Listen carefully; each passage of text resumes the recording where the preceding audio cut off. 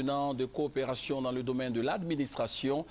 Les ministres ivoiriens et béninois chargés de la fonction publique et de l'emploi se sont rencontrés. Ils se sont entendus sur l'essentiel, la modernisation de l'administration publique. Ils ont décidé de fédérer leurs actions pour réussir certaines réformes. Des précisions avec Noël Niagno. Le Bénin et la Côte d'Ivoire, à travers leurs ministres respectifs, Martial Souton, en charge de la réforme administrative et institutionnelle, et Nyamien Konan de la fonction publique et de la réforme administrative, ont décidé de mutualiser leurs compétences pour penser, élaborer et conduire à bon port les réformes nécessaires au bon fonctionnement des deux administrations, liées par une communauté de destin à travers l'UEMOA, puis la CEDEAO. Surtout que les réformes sont toujours mal perçues de tous. Les questions de réforme se voient de façon globale et que personne ne le voit par rapport à lui, mais par rapport à l'ensemble du système, que ce soit national, que ce soit par rapport à la sous-région.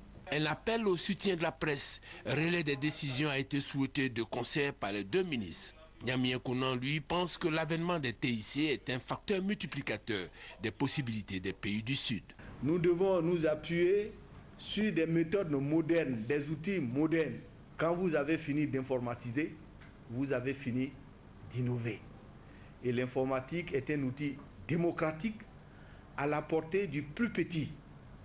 C'est vrai que c'est les pays avancés qui inventent l'informatique, mais une fois ils l'ont inventé, dans l'utilisation, nous pouvons les dépasser.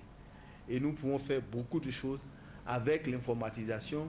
Nous pouvons réduire les manipulations humaines, source de tous les maux, dont la corruption.